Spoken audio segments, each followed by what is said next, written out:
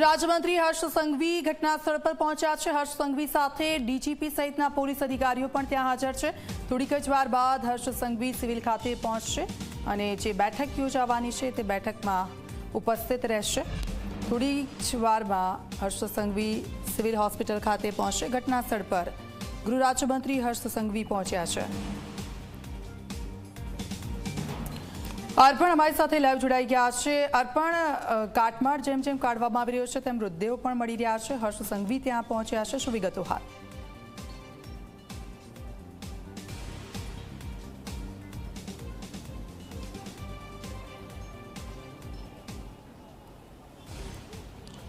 બિલકુલ દીક્ષિતા, આજે લગભગ 1-1.5 કલાક પહેલાં વધુ એક મહિલાનો જે મૃતદેહ છે જે પ્લેનનું ટેલ એન્ડ છે કે જે પેલી મેસમાં ફસાયેલું છે અને હજી પણ તે યથાવત છે, ત્યાંથી એક મૃતદેહ મળ્યો, જેના દ્રશ્યો આપણે બતાવ્યા કે એમ્બ્યુલન્સમાં મૃતદેહને લઈ જવામાં આવ્યો। હાલની વાત કરીએ તો ગૃહ રાજ્યમંત્રી, રાજ્યના પોલીસ વડા, અમદાવાદ શહેર પોલીસ કમિશનર સહિતના ઉચ્ચ પોલીસ અધિકારીઓ, મ્યુનિસિપલ કોર્પોરેશનના અધિકારીઓ અને રાજ્ય સરકારના અન્ય વરિષ્ઠ અધિકારીઓ ફરી એકવાર ઘટના સ્થળની મુલાકાત લેવા માટે પહોંચ્યા છે। કારણ કે ગઈકાલે જે રીતે બ્લેક બોક્સ મળ્યું અને હજી પણ જે પ્લેનનો તૂટેલો ટેલ એન્ડનો ભાગ છે તે હજી પણ જે મેસ છે કે ત્યાં ફસાયેલો છે, એટલે અત્યંત દૂર તરફ આપ જોઈ શકો છો થોડા ઘણા દ્રશ્યો આપણે મળી રહ્યા છે। પોલીસના વાહનોની અવરજવર છે।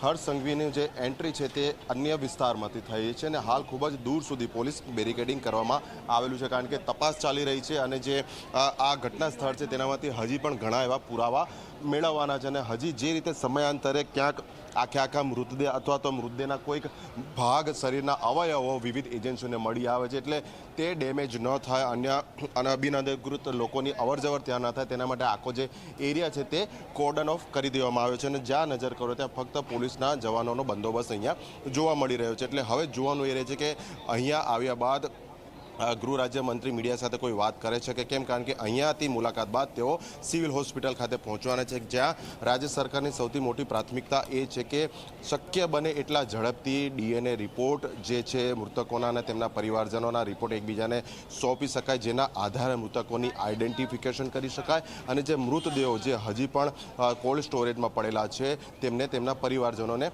સોંપી શકાય। આજે સવારે પણ જોયું કે દીવનો આખો એક પરિવાર અહીંયા આવ્યો હતો કે જે પરિવારના મોભી દંપતી આ દુર્ઘટનામાં મૃત્યુ પામ્યા છે કે જેઓ લંડન રહેતા હતા। તેમની સમયાંતરે અહીંયા દેશથી લંડન સુધીની અવરજવર રહેતી હતી, તેઓ આ અકસ્માતમાં મૃત્યુ પામ્યા છે। એટલે આ પરિવારના દ્રશ્યો, તેમના કલ્પાંતના દ્રશ્યો આપણે જોયા। એટલે હવે હાલ ગૃહ રાજ્યમંત્રીની વિઝિટ ચાલી રહી છે।